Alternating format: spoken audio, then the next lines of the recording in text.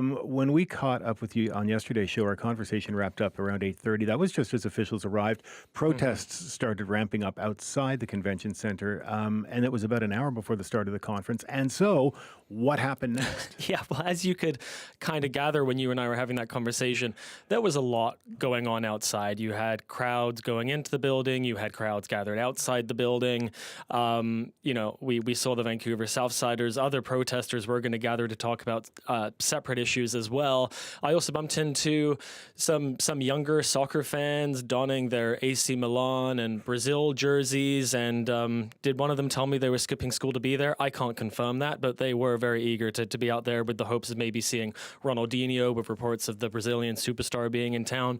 But anyway, so we got inside, and I have to be honest that, I found like security was quite smooth. But what was fascinating is that from all the noise of outside, you go inside and suddenly it's quite quiet, it's calm, it's bright, it's warm. You have all the lounge chairs and people having conversations, and you can't really hear the noise outside anymore. It's just very calm and orderly.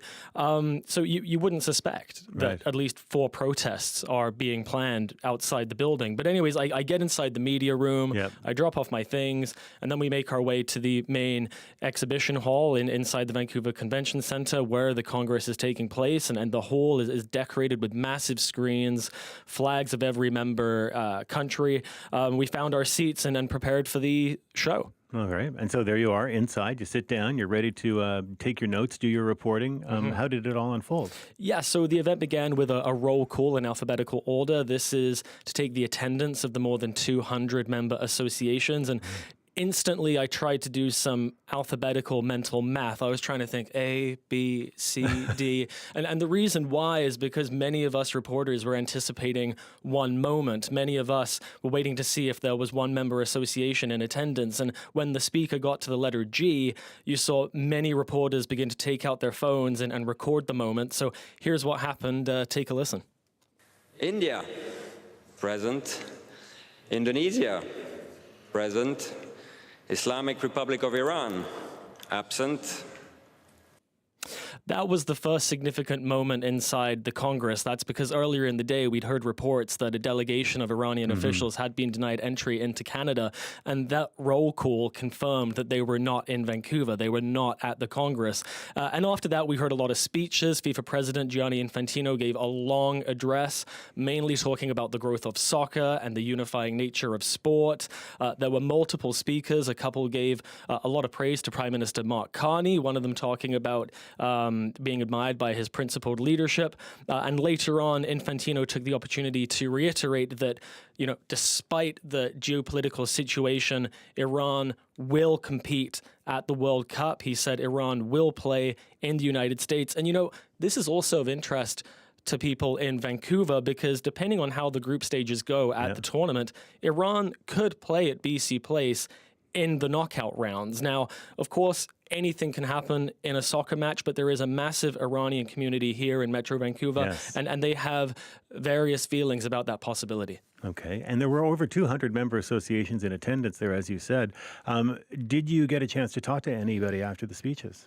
Yeah, I did. So during the Congress, I was texting Robert Breiter. He's the Secretary General of the Switzerland Football Association. Switzerland will play Canada at BC Place in the World Cup group stages on June 24th. There were reports that mid to small-sized teams competing at the World Cup, like Switzerland, were concerned going into this tournament, specifically because they might not have enough funding to afford all the costs and of travel and accommodation. Earlier this week, FIFA announced it would up its financial distribution to member associations up to almost $900 million US for qualified World Cup teams. I asked Robert about what that means for the Switzerland team, and here's what he had to say. With the initial numbers, it would have been difficult. Just working really hard to make sure that the tournament, depending on where you're going to end, with even numbers, so you could have lost money in a men's World Cup, and that would have been quite dramatic because the incomes out of these tournaments, they serve us to fund investments into the women's game, into education of referees and coaches and everything. So it can't be that you lose money in a men's World Cup.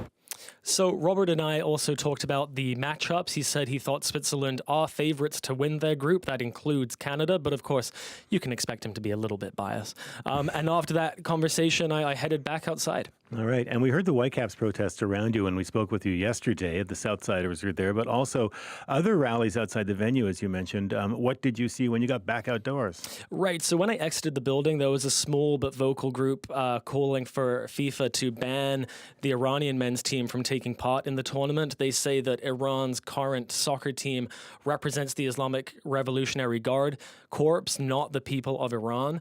However, as we heard, FIFA says Iran is still scheduled to take part. We also heard of a couple other protests. One was asking FIFA to address the alleged killing of dogs in Morocco ahead of the 2030 World Cup. Morocco is the host of the 2030 World Cup.